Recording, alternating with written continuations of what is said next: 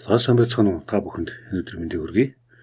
За тэгэхээр энэ бичлэгээр нэг оюутан гэдэг нэг прожект үүсгээд нэмдэг засдаг устдах үйлдэлийг хийдэг ийм жижигхэн прожектыг бол хийя.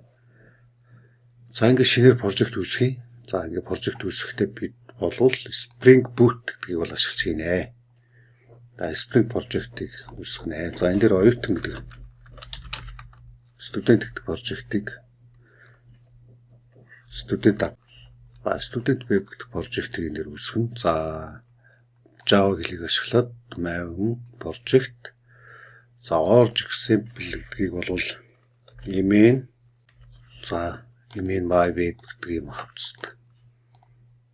За item гэдэг прожектын дээр бол энэ OpenJDK 23 суулгацсан байгаа. За эндээс бид за 21 гэсэн хөлбөрийг ашиглая. За var файлыг гаргана гэж тооцъё. За ингээд прожект үүсгэн. За энэ дээр бид хэд хэдэн Spring сангуудыг бол ашигланаа. За нэгдүгээрт бол моделийг хийхэд энэ data chip ашигланаа. За дараа нь boot ашигланаа. За дараа нь Spring-ийн web ашигланаа. За MySQL гэдэг баазтай холбож байгаа учраас MySQL-ийн дээр өөрийг холбочноо. За веб одоо HTML хуудсан дээр харуулах гэж байгаа учраас Teamlib ашигланаа.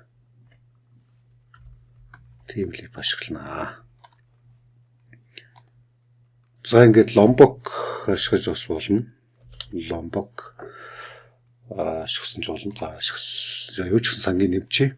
За ингээд болсон баха.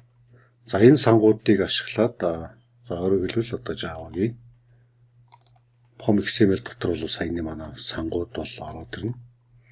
Дахиад сан нэмэх устгахаар бол энэ дээр бас өөрчлөлтийг хийж болно гэсэн. За ингээд манай сан бол одоо интернетээс сатах хэрэгтэй байгаа. За интернетээр сангуудаа бол татчих шиг байна. За энэ хооронд хэдүүлээ прожектынхаа бүтцийг хийя. Төслийг. За ингээд email, web, my student web гэдэг энэ хавц дотор бид бол энэ дээр фолдер үүсгэнэ. За нэгдүгээрт бол манай модель байна. Модель оюутан гэдэг модель байх ёстой. Дараа нь repository байна. Repository байна. За дараа нь сервисүүдээ үүсгэнэ. Service. Тэгээд контроллер. За өмнөх хичээлүүд дээр үзчихсэн одоо MVC архитектураар одоо baby бүтцийг бол хийнэ. За ингээс resource дотор бол манай HTML хуудас бол байна. За index HTML хуудас бол энэ дотор байна. За мөн оюутан гэдэг HTML хуудас байна. Student. За мэдээж энэ static дотор бол CS файлууд байна. CS файл байна. За магадгүй одоо JS файлыг JavaScript файл ашиглавал одоо энэ дотор хийнэ гэсэн. За мөн одоо зураг ашиглахаар бол image гэсэн зураг хавц дотор хийнэ. За ингээд HTML хуудас дээр бид нар бол яах вэ гэхээр template дээр одоо контроллероос ирсэн өгөгдлийг бол энэ дээр HTML хуудсан дээр харуулна. За энд манай сангуудыг татчих дуусчих шиг байна. Энэ хооронд хэдүүлээ нэг зүйлийг бол тохируулах ёстой. Юу вэ гэхээр application properties дотор бид тохиргоо хийх ёстой байна. За Spring-ийн application нэр нь бол энд student web гэсэн аппликейшн байгаа. За Spring-ийн data source URL-д нь болохоор за манай энэ MySQL бол Docker дээр би суулгацсан. Docker-д бол 3307 гэсэн портоор хандхад цаанаа бол 33006 гэдэг тэр Docker-ийн контейнер дээр бол манай MySQL-ийн бааз байгаа. Тэгэхээр энийг бол ажилуулсан байгаа. Тэгэхээр бид нар бол яг Docker руу хандахын тулд 3307 гэж Та нарын хувьд бол энэ яг компьютер дээр сервер суулгацсан байгаа бол 33.200-аар хандчих. Пассворд бол 1-6. За апдейт хийн. За ийм тохиргоо хийгээд өвдлийн сантайгаа холбочноо. За хэрвээ энэ бааз одоо өвдлийн сан дээр байхгүй бол бид нэр create database if not exit true гэж өгч. Хэрвээ энэ одоо бааз байхгүй бол бид нэр бааз үүсгэнэ л гэсэн үг. За магадгүй одоо өөр бас тохироонуудыг бас хийж болно. Харж болно. За порто мэдээж бас тохируулж өгч болно. Гэвч. За 82 дээр би энэ прожектыг бол ажилуулъя гэж үзье. За ингээд өвдлийн сантаа одоо энэ прожектыг бол холбох хэсэг бол ингээд болцсон гэж үзнэ. Нэг иймэрхүү код бичиж. За дараа нь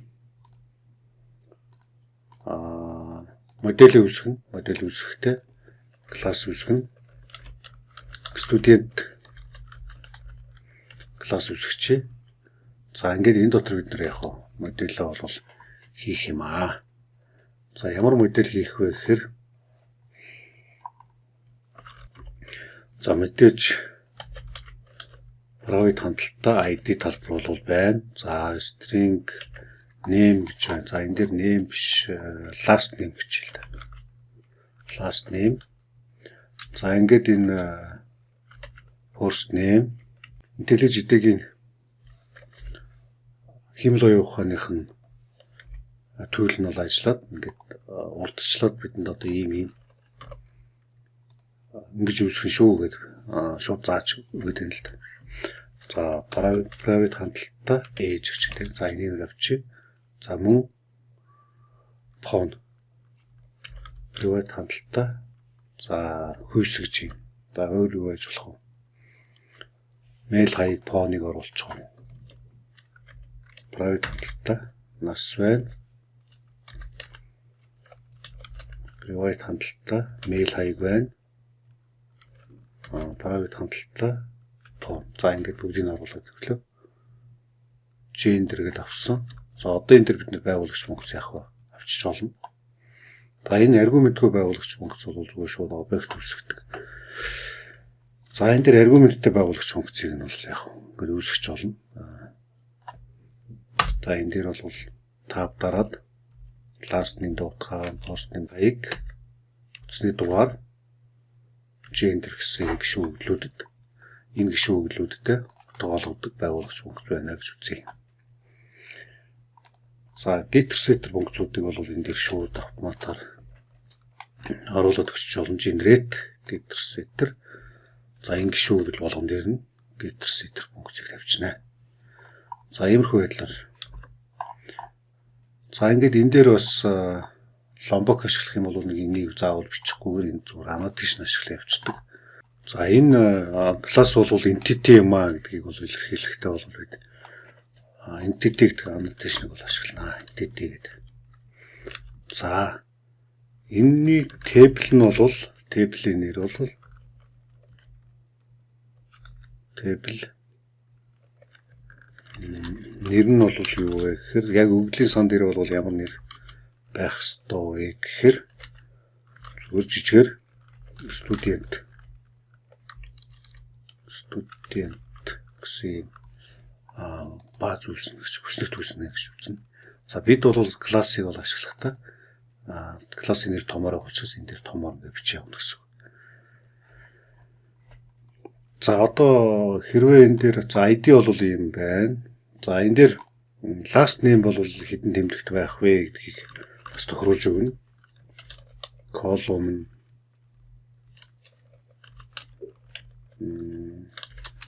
өвдлийн сангийн хүчлэгтэн дээр одоо энэ талбар ямар нэртэй. За нэр нь бол last дуурайс name. За иймэрхүү байдлаар үүсгэнэ. За урт нь бол 50 урттай байна. Нулабл байна уу? Хоос утах. Хоос утах авахгүй. Заавал бүглэнэ гэсэн. Тэгэхээр last name first name хоёрыг бол яг заавал авъя. За энэ set poster гэж байна. Гэтэл гэж байна. За энэ дээр бол тоо байна. Mail хаяг бол яг. Энэ бол last name, first name. First name. За энэ бол email чиглэл. За энэ байдлаар энэ талбарт авсан. Чиглэж байна. Ингээд пэйж талбар байна.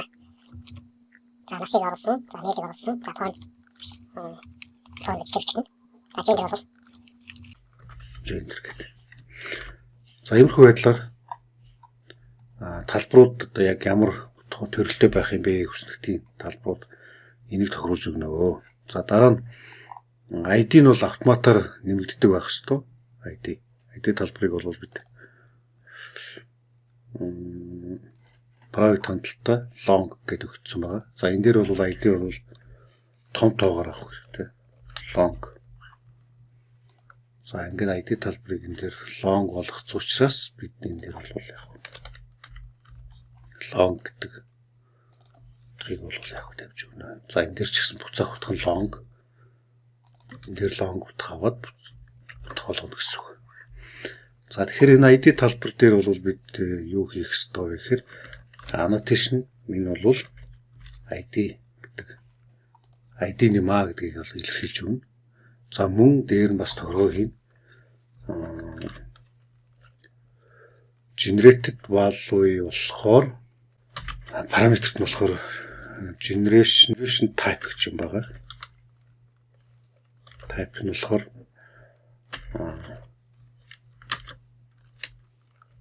identity гэсэн төрлийг сонгож байна. За энэ нөгөө сангуудаа уншиж байгаа учраас Spring Web одоо дөнгөж юм дээр сан нь орчиж байгаа учраас энийг бол яг импорт хийж оруулах хэрэгтэй гэсэн үг. За мэдээж энэ сан бол хаанаас буудах вэ гэхээр Jakarta Business буюу одоо нөгөө Japa гэдгээс одоо уншиж байгаа. За иймэрхүү байдлаар ингээд уншаад модель бол яг үүсгэчихье. За одоо бид нэр юу хийх ёстой гэхээр дараа нь repository хийнэ. За ямар repository үүсгэх вэ гэхээр student repository. За энэ хэсэг бол одоо өглийн сантаа энэ модельлиг entity бол холбож байгаа. Тэгэхээр энэ дээр extends Japa repository student integer бишээ бид нар бол энэ дээр long гэдэг одоо тоогоор ID-га өгсөн учраас энэ long-ыг бол оруулж ирнэ. За ингээд за ерөнхийдөө бол ингээд болчих. За энэ дээр нэмэлт юмнуудыг дуудаж болно. За одоо сервисийг үүсгэнэ. Student service. За сервисийг бол бид интерфейсээр хийж болно. Interface Java class, за interface inversion student service гэдэг оруулаад ирье. За ингээд энэ дээр болохоор бид list бүх оюутны жагсаалтыг явна. Get students гэдэг. За энэ үтгэл хавцаа оруулж list оруулж байгаа. Get all. За бүх оюутныг авахын тулд get all students шүү. За энэний дараа бид яг хөр student get by ID гэдэг. За long энэ дээр бол long шүү дээ. ID-гаар навна. За мөн student get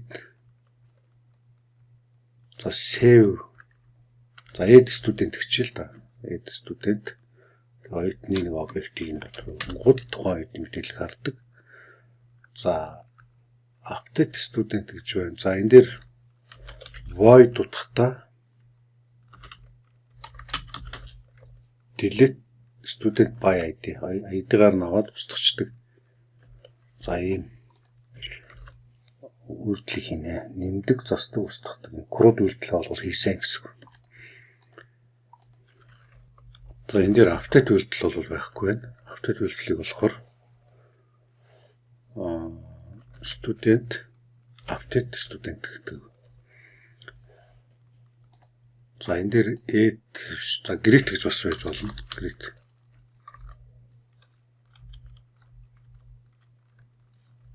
Greet. За ингээд бүх оюутны авсан ID-гаар нэг оюутны мэдээлэл авлаа, нэг оюутны мэдээллийг нэмлээ. нэг оюутны мэдээллийг заслаа. Мөн одоо нэг оюутныг устгалаа гэсэн юм. За энэ дээр яг хуу стринг буцааж бас болно.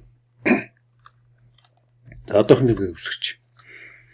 За тэгэхээр энэ репозиторинуудыг бид нэр имплемент хийнэ. Тэгэхээр одоо бодит класс болгож оруулж штэ. Тэгэхээр энэ дээр студент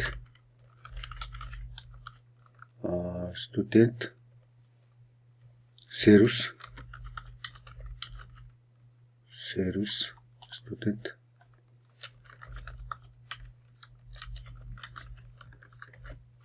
имплэгч.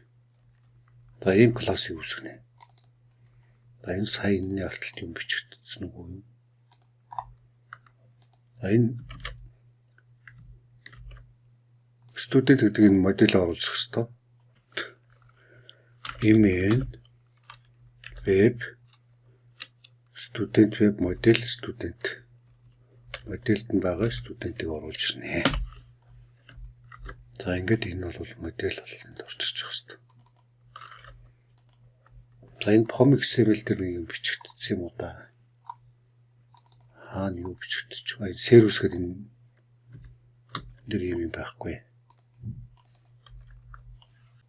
Оюутан Spring application-д байгаа. Энийг ажиллуулж үзэх хэрэгтэй. За сонгуудад татж дууссан уу?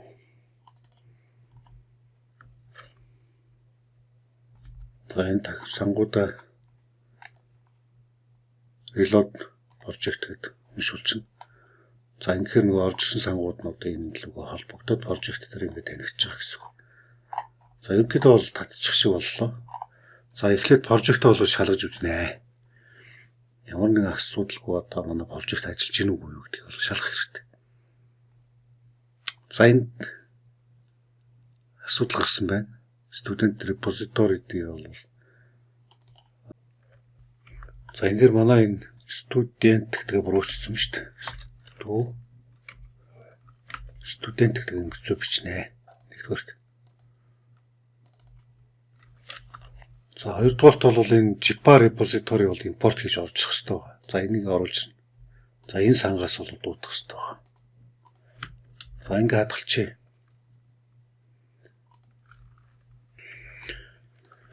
За ингээд энэ дээр бол яг хуу repository гэдэг annotation-ыг бол заавал хэрэглэнэ энэ дээр. За энэ дээр нэг том алдаа хийсэн байна. За энэ repository бол хийсвэр класс байх хэрэгтэй. Өргөлөл public интерфейс байх хэрэгтэй гэсэн үг. Ийм. За ингээд асуудал бол яг болсон байх хэрэгтэй. За үзье. Repository бол дандаа интерфейс байна. За хийсвэр. За Spring project бол яг ажиллаж байна.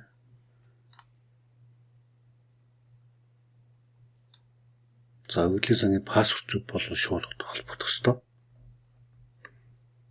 Зөв байна тийм ээ. За тэгэхээр энэ дээр өгөглийн сантайгаа би холбоод үзье.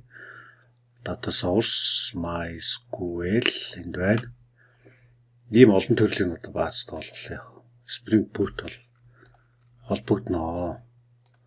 За тэгэхээр энэ дээр 33.07 гэж манай бааз руу орно шүү. Манайх энэ нөгөө MySQL бол энэ дээр 33.07 доктор дээр суулгацсан байгаа учраас 33.07-оор орно. За ингээд үзье. За холбогдсон. За энэ дээр student DB гэдэг үүссэн table нэг байна. Оюутан хүснэгт үүссэн байна. За энэ дотор өгөгдөл байна үзье. Data. За тэгэхээр үндсэндээ бол энэ манай моделийн дагуу одоо database бол яг үүссэн байна гэсэн үг. Үүссэн байна. За тэгэхээр одоо цааш явнаа. Repository хийсэн. Одоо сервис гэ болцсон. Тэгээ контроллероо хийнэ. За контроллер хийхээс өмнө энэ дээр сервисээ бол ингээ хийцэн. За энэ дээр сервис annotation-ыг заавал хийн шүү. Мартахгүй. За энэ annotation-ыг мартаж болохгүй. За энэний дараа бол implement хийнэ. Implement service. За энэ дээр бол муу ялгаа байхгүй. сервис гэсэн annotation-ыг оруулж ирнэ. За ингээд энэ дээр бид автомат дараад бүх методуудыг энд оруулж ирэх хэрэгтэй байна. За ер нь бол интерфейс гэдэг бол одоо энэ бусад классуудтай одоо хэрэгжүүлэхийг тушаасан командуудын цуглуулга байна гэж ойлгох тийм. Тэгэхээр ийм олон командуудыг одоо заавал биелүүлээч гэж одоо энэ дээр зохион байгуулсан. За ингээд энийг оруулж ирж бодит функцуудыг бол бид бичих ёстой. За ингээд бүх оюутны мэдээллийг авах юмыг бол яаж хийх вэ гэхээр за all students буюу одоо энэ дээр repository оруулж ирнэ. Private хандлттай final student repository гэж байна. За ингээд repository-г public байгуулагч функц өгч байна. Энэ классынхаа байгуулагч функц. Өөрөлдвөл энэ классын нэр value функцийн нэртэй адилхан байх юм бол байгуулагч функц. Тэгээ энэ гишүүг л данхны утга тогтоох учраас за ингээд байгуулагч функц гэж байгаамаа. За override гэдэг. За энэ дээр бол бид юу хийх ёстой вэ гэхээр бүх оюутны мэдээллийг буцаах ёстой тийм. Student repository-гоор find all гэж болоо. Find all бүгдийг буцаач бүх оюутны мэдээллийг буцаана. За хэрвээ энэ дээр ID-гаар авах гэж байгаа бол бид бол student repository-гийн get find by ID гэсэн энэ дэж тэ. За энэ функцийг дуудаад параметрт нь ID өгч шнэ. За энэ дээр бол яг нь or else student гэхэд null байж болно л гэж тий. За энэ дээр ID-г нөгөөд тэгээ оюутны мэдээлэл бол яг буцаад нэг юм аа. ID-гаар нэг оюутны мэдээлэл аваад объект болгоо буцаана гэж. За объект оюутныг үүсгэх create student буюу student repository-гоор дамжаад save үйлдэлийн функцийг бол энэ функцийг бол ашигланаа. За update дээр бол бид яах вэ гэхээр ID-г нь явуулчих. Тэгмээд энэ дотроос нь ID-г нь аваад ID-гаар нь хайгаад за ингээд олдсон. За энийг бол буцаахгүй. Энийг бол юу руу хийх ёстой вэ гэхээр энэ олдсон объектыг бол бид нэг оюутны модель руу яах вэ? Хадгалаад авчна. За ингэчээд тухайн оюутны бүх мэдээллийг за энэ студентийн last name, first name, age, phone, mail гэсэн утгуудыг нь авлаа. Тэгээд энэ дээр нь утгыг тогтоогоод шинээр ингээ утгыг өөрчлөөд за энэ дээр registration number гэж байхгүй. За ингээд энийг болохоор яг return repository save гэдэг энэ датагаа өөрчилсөн оюутны объектыг бол буцаачна гэсэн. За ингээд update үйлдэл бол ингэ болчихно. За delete үйлдэл яаж хийх вэ гэж. За ID-г нөгөөд return за ямар нэг утга буцаахгүй гэж байгаа. Тэгээд студентийн repository руу орж байгаа by ID гэсэн. Тэгээд энэ ID-гаа дамжуулчихна. За ингээд студент repository гэдэг. За энэ утга буцаахгүй учраас энийг шууд өндөн. За устгаал ингэ болчихно гэсэн. За хэрвээ энэ дээр энэ string одоо мэдээлэл устлаа гэдэг мессеж өгөхөөр бол яах вэ гэхээр энэ дээр public string гэж чинь. За тэгэхээр энэ бол impl хийж байгаа учраас энэ сервисээ бол энэ дээр string төрлийн утга буцаанаа гэж зарлчих юм бол энэ дээр string төрлийн утга буцаад тэгээ буцаахтаа бид нар юу гэх вэ гэхээр устлаа. За ийм одоо мессеж өгч бас болно. За одоо бид яах вэ гэхээр одоо контроллер хэсэг рүү орноо. За тэгэхээр бид нэр контроллер үүсгэнэ. Контроллерыг бол студент контроллерч студент контроллер. За ингээд энэ контроллер өмнө нь бол бид дандаа нөгөө REST контроллер үүсгээд байсан. Ингээд REST контроллер үүсгэжсэн. За энийг ашиглах юм бол бид JSON буцаадаг application program интерфейс уу API хийхэд JSON-оор датагаа буцаахд бол энийг ашиглана. За одоо бол бид нөгөө full stack developer буюу одоо HTML руу одоо хэрэглэгчийн тал руу энэ HTML руу датагаа гаргаж байгаа учраас одоо view хэсэг нь бол одоо бас энэ дээр хийх гэж байгаа учраас одоо зүгээр контроллерыг ашиглана. Контроллер гэдэг.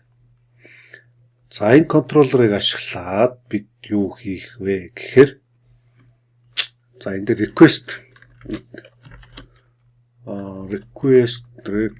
бол одоо бид домен нэрийн араас доменер хостны нэрийн араас студент хичээл та. Энэ хаалт дотор бичнэ. Дугуй хаалт дотор бичнэ. За энэ. За ийм одоо хүсэлт ирнэ гэсэн студентс. За тэгэхээр энэ класс контроллер дотор бид нэг жишээлх юм бол одоо сервисийг оруулж штэ. Private хадгалтай оюутан гэдэг сервисийг оруулж ирлээ. Байгуулагч функцийн нөгөөд сервисээ энэ дээр үүсгэхэд объект данхнуудаа өгчнө. За ингэнгуудаа git mapping буюу git mapping гэдэг юмыг ашиглаад юу хийх вэ гэхээр git students бүх студентийг авъя гэж байна. Бүх студент. Гэхдээ энэ дээр бол яг хөө за энэ дээр модель гэдгийг бол оруулна. Модель оруулж ирнэ. За моделинд view гэж ашигласан ч болно. За эхлээд энийг ашиглая. За тэгээд энэ дээр бол яг хөө энэ модельд нь моделоор нь дамжуулаад add attribute гэж юм байна. Add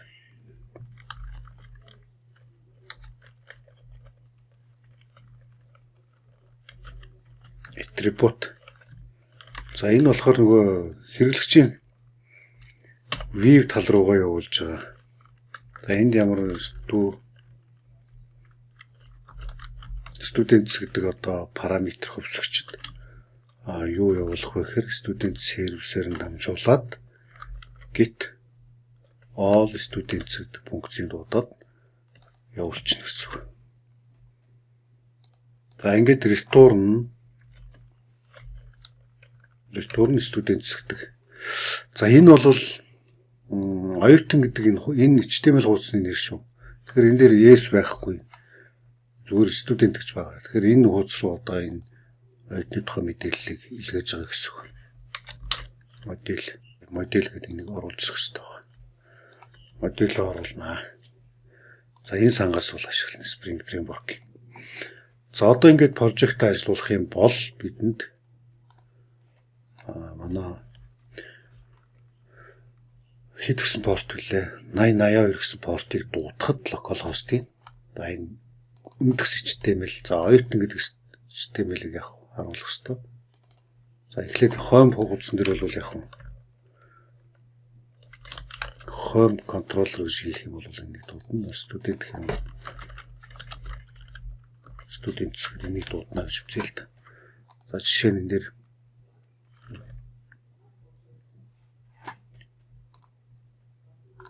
за энэ дээр би localhost-ийн student гэх юм бол оюутан гэдэг хуудсыг дуудаж байна. За тэгэхээр манай контроллер бол яг student гэдгийг боловсруулад за git method дээр бол яг оюутны тухай жагсаалтыг өгөх ёстой. За энэ оюутны тухай мэдээллийг одоо HTML-ийн оюутны хуудсан дээр дуудаж авах ёстой. За тэгэхээр энэ оюутан гэдэг HTML хуудас дээр бид нэр энэ дээр за өөрчлөлт хийнэ. За энэ HTML гэдэг энэ tag дотор XML NS гэдэг одоо түлхүүрийг ашиглаж байгаад TH буюу team lip-ийн линкийг нь бол яг зааж өгнө гэсэн. HTTP за энэ сайтаас бол team lip бол ажилтдаг гэсэн. За ингээд энэ дотор body дотор бид нар энэ оюутны жагсаалтыг авах гэдэг байна шүү дээ энэ дээр. Оюутны жагсаалт. За ингээд гарчих дээр ингээд биччихье. За ингээд энэ тейбл дотор одоо оюутны тухай мэдээллийг бид нар гаргах хэрэгтэй байна тийм ээ. Тэгэхээр энэ дээр нэг тейбл ингээд зурчихна гэсэн үг. Өөрөөр хэлбэл энэ тейбл дотор талд бүснэгтийн гарчих хэсгээр бол яг ийм мөр байна. Мөрөн дээр ийм багнууд байна. Аог нэр нас утасны дугаар мэйл регистрийн дугаар гэж байна. За модель харъя. Регистрийн дугаарыг хийсэн билүү?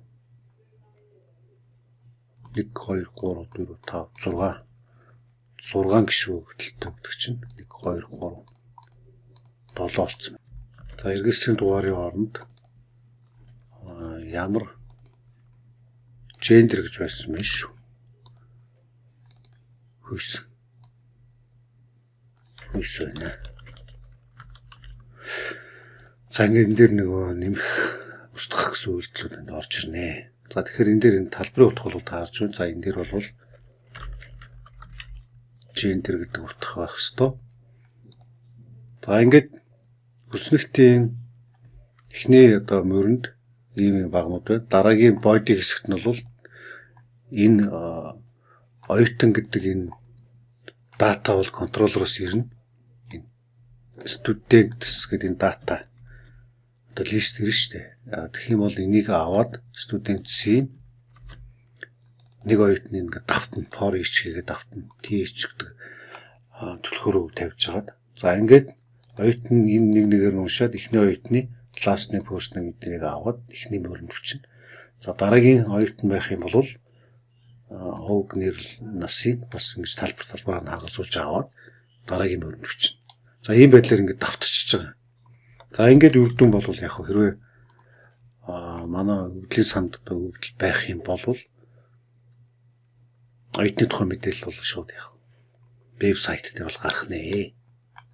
За одоо энэ дээр дуудахад refresh хийлээ. За энэ дээр оюутны хог нэр мэдээлэл байхгүй. За тэгэхээр энэ дээр нэг өгөгдөл оруулчих. За ингээд энэ оюутны мэдээллийг загсан. За хоёрыг авч мэйл хаяг. Хөөсөн. Ихтэй. Last name. Балтин. First name. Балтин. Балтин дугаар. Цагийн дугаартай явчих. За ингээд энэ хатчих. Submit. За ингээд өгч тоосон байна. За database дуудъя. Тэгэхээр нэг өгөгдлийн дээр гарчиж байгаа гэсэн үг жагсаалт. Тэгэхээр одоо энэ дээр дарахаар студент edit хийн доор анзаарч байгаа бол энэ засах товч бол edit нэг сайд та. Энийг бол устгах үйлдэл хийнэ гэсэн үг delete гэдэг. Одоо хүсэлтэн дээр. За дахиад нэг өгөгдөл нэмчихье. 21. За би одоо энэ дээр шууд үгүй бац дээр бол үгүй юм байна. Тогтохгүй. Вебсайтаас авах юм. Үгүй энэ дээр байна. За тооч. Таны юу хийгээд submit хийлээ. За дуудлаа 2 өгөгдөл гарчиж байгаа. За тэгэхээр одоо бид нар бол яг хөөхөр одоо өгөгдлийг нэмдэг юм хийнэ. За тэгэхээр одоо шинээр одоо оюутныг вебсайт дээрээс нэмдэг юм үйлчлэгийг за энэ дээр баатун товч тавиад энэ товч дээр дарангууд одоо оюутныг нэмэх гэдэг үйлчлэгийг хийдэг болгоно гэсэн. Тэгэхээр энэ оюутан дээр ороод нэг товч нэмчихье. За энэ дээр бол ямар товч байх вэ гэхээр хацаад байна уу. За энэ дээр бол яг хөөхөр ямар хүсэлт байх хөөхөр students гэж байна. Тэгээд дарталт нь халуун зураас тавиад new гэдэг хүсэлт ирэх юм бол одоо оюутан нэмэх гэдэг үйлдэл хийнэ гэсэн. За ингээд энийг хадгалаад ажиллуулчих. Тэгэхээр одоо энэ манай веб хуудсан дээр бол нэг юм за students гэдэг утгаар за энэ дээр оюутан нэмэх гэдэг. За энэ дээр дарангууд students-ийн new гэдэг юм хүсэлт явна. Тэгэхээр энэ хүсэлтэн дээр бол яг хөөхөр оюутныг нэмдэг формыг энэ дээр дууддагар хийнэ гэсэн үг. Тэгэхээр одоо энэ дээр дахиад нэг юм HTML хуудас үүсгэчих. Student form. За ингээд form гэдэг хуудас үүсгэчих. Тэгэхээр энэ хуудсыг дуудаал бид нэр яг хөөр өгдлийг бол яг нэмнэ гэсэн.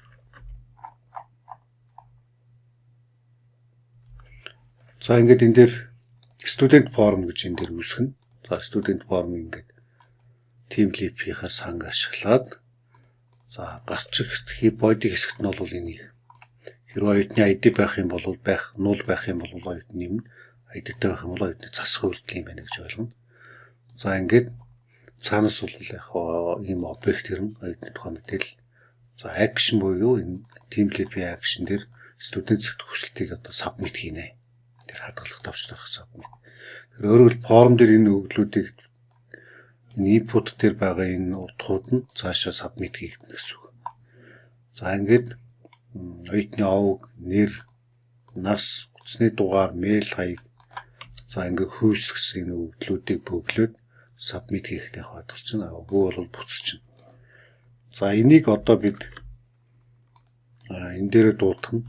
За students new гэдэг энэ одоо энэ саяны энэ формыг бол яг дуутгах хэрэгтэй контроллер дээр. За энийг яаж хийх вэ гэж. За энэ дээр бол бүх оюутны мэдээллийг GitMap дээр авдаг юм хэлсэн. За одоо students-ийн араас 76-аас 50-аад new гэдэг одоо хүсэлт байх юм бол оюутны одоо формыг нээ. За энэ дээр оюутан гэдгийг студентийг бол буцаачаа гэж оюутны нэг хос объект. За ингээд хадгалчих. За ингээд студент гэдэг утга бол яг хөөр. За энэ оюутныхаа мэдээллийг энд оруулж ирнэ. Модель дотор байгаа оюутан гэдэг модель. Оюутнаа бол оруулж ирнэ. За ингээд хос объект үүсгэж. Тэгээд энэ рүү одоо энэ студент форм гэдэг рүү энэ үж юм. Энэ буруу бичсэн юм шүү. Студент гэдгээр зөв бичнэ. Refactor гэж байгаа rename гэдэг тухайн файлын нэрийг зөв болгож бичнэ. Student. За тэгэхээр энэ нэр бол яг хөө энэ HTML хуудсыг дуудаж байгаа гэсэн. За энэ дээр бол яг хөө student гэдэг объект ирнэ шүү дээ контроллер гэсэн. Өөрөөр энэ нэрээр нэг оюутны хос объект ирэнгууд энэ форм дээр бол барьж авч байгаа гэсэн. За ингээд зогсоогоод ажиллуулъя. За ингээд формыг бөглөж submit хийхэд яг хөөр энэ students гэдэг энэ дээр метод нь болохоор poster гэж байгаа. Тэгэхээр одоо бид нэр контроллер дээр энэ post методыг барьж авдаг юм. Оюутны мэдээллийг аваад post методээр барьж аваад хадгалдаг одоо үйлдэлийг хийх ёстой гэсэн. За энэ форм нэг чинь үзье. За форм бол яг нэг чинь тийм. За мэдээж энэ дэр хэлбэржүүлэлт бол бас хийх хэрэгтэй. За CS бас холбогчж болно тийм ээ. За тэгэхээр бид нэр пост методоор бол яг хөөр контроллер боловсруулж хийн шүү дээ. Одоо энэ дэр за энэ формыг нээчлээ git методоор ингээд дуудчихлаа. За энийг ингээд өргөчье. Энэ дээр бол яг пост метод ашиглана гэсэн үг. Post mapping model attribute гэдэг юмыг дуудаад за энэ дээр save биш grid student гэдэг функц байгаа. Student service дотор student grid student-тэй энэ объектыг ишээ өгөөд redirect гэдэг шууд одоо нэг жагсаалт руугаа нүүр хуудас руугаа шилжин өсрөн гэсэн. За edit нь бол edit тэгээд ID тавина. За энэ нь бол post методоор students-гээр энэ хүсэлт байгаа учраас энэ дээр бичихгүй. За энэ дээр path variable-ыг бол мэдээж оруулж ирнэ. За ID модель гэдээ оруулж ирж байгаа. Тэгээ ID-г нөгөө тухайн ID-гаар нь оюутны мэдээллийг аваад дамжуулчихна тийм ээ. Тэгээд энэ. За одоо ажиллуулж үзье. Тэгэхээр одоо энэ дээр бид нэр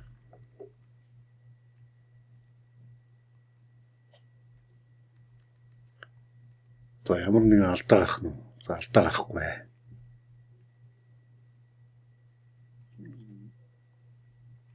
За ингээд ажилласан байна. За refresh хийлээ.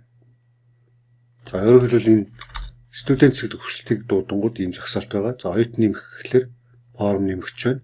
За одоо би энэ дээр Насын заа нөхөр. За ийм нэг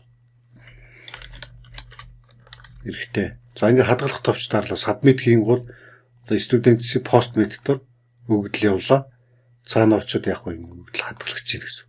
За энэ өгөгдлийг засахаар бол яг вөхөр edit 3 ID-тайг авахаар энэ 3 ID-тай өгөгдлийг энэ формд нь бөглөөд өчөж байгаа. За ингээ буцлаа.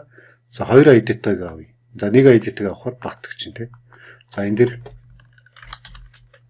энэ дээр яагаад утгах хэрэггүй байгаа вэ гэхээр энэ edit form-ыг бол яг хаа. Тэгэхээр энэ дээр сервис дээр харна. За энэ дээр бол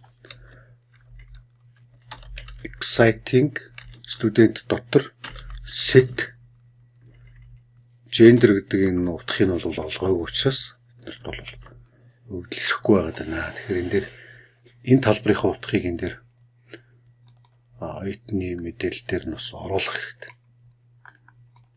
За хөөс олоо хадгалагдахгүй байгаа юм байна. За энийг шалгана. За энэ дээр бол энэ gender гэсэн юм байхгүй. Энэ бол текст орох ёстой шүү дээ. String төрөлтэй учраас.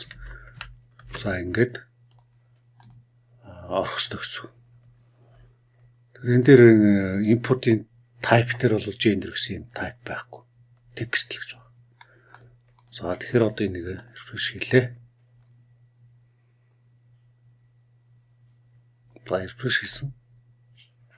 За энэ дээр хэрэгтэйг харж чинь тийм ээ. За одоо энэ дээр нэмэх үйлдэл хийн. За энэ дээр засах үйлдэл дээр энэ дээр мэгтэй гэд толчих л да. За тэгэхээр энэ дээр хөрс натгалж байгаа. Энийг сонгох үйлдэл хийлээ. Болж байна. За устгах үйлдэл хий. Устгах үйлдэл delete гэдэг үйлдэл байх хэвээр. За delete дарахаар устгахгүй гэж юм тийм. Тэгэхээр энэ хүсэлтийг одоо бид нэр хийнэ гэсэн үг. Контроллер дээр энэ хүсэлтийг хийнэ. За энийг хийнэ. За тэгэхээр энэ дээр бид бол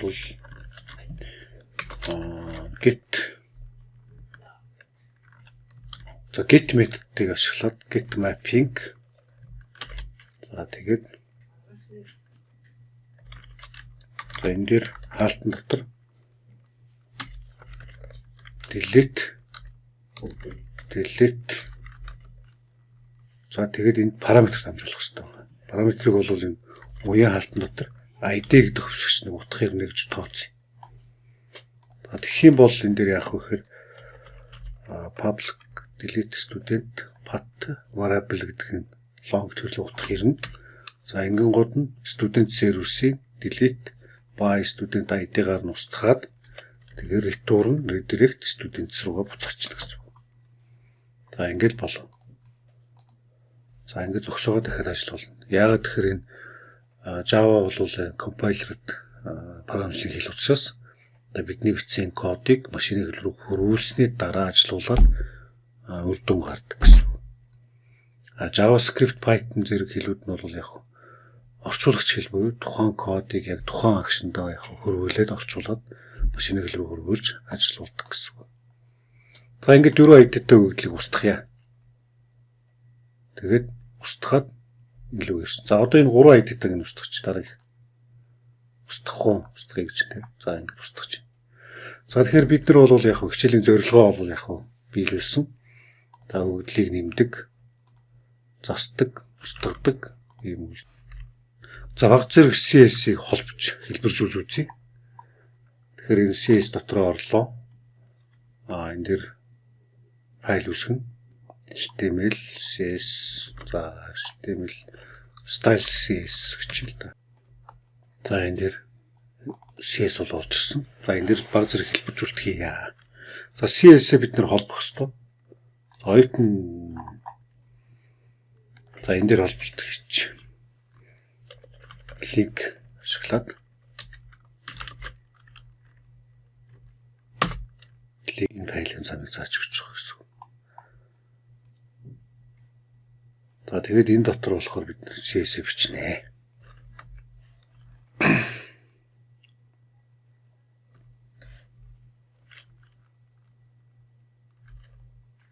За CS-ийг холбоод за энэ оюутны мэдээллийг засах гэж. За энэ дээр форм бол яг өөрчлөгдсөн байна тийм ээ. Засах товчийг дарахад ингэж өөрчлөгдсөн байна. За энэ оюутны энэ гарчгийн мэдээлэл хаана вэ? гарчгийн мэдээллийг ядсан жоох өөрчилж. Нааш 2 гэсэн таг байна.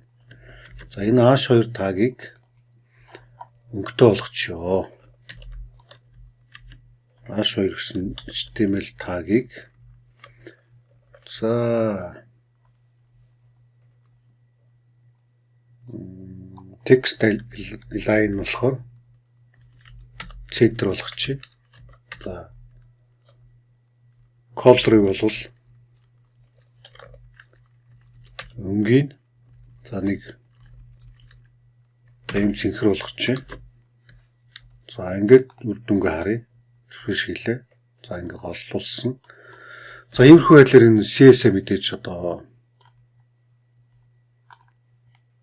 засах нь энд байна. CS-а мэдээж одоо сайн бичээд хэлбэржүүлэлт хийнэ гэсэн. Энэ хоёр HTML хуудсуудыг одоо CS-ээр хэлбэржүүлээд загварчлагаа хийнэ гэсэн. За ингээд бид энэ удаагийн хичээлээр full stack developer-ийн прожектыг бол хийлээ гэж ойлгож байна. Цаанаа бол өвдлийн сантай repository оюут гэдэг модель бол холбогдоод за ингээд эндээс контроллороор бид нар одоо хэрэглэж ирсэн хүсэлтэнд хариулт өгөөд за эндээс ирсэн хариултанд датагийн одоо HTML хуудас руу буцаагаад HTML хуудсан дээр тэр датануудыг дүрсэж өгөөд за ингээд одоо prompt буюу view талын хэсгийг бол одоо Spring-ийн Teamlib гэдэг энэ ойлголтыг ашиглаад бид нэр хийсэн, гүйцэтгэлээ. За ингээд анхаарлаа дуусна баярлалаа. Дараагийн жил хүртэл түр баярлалаа.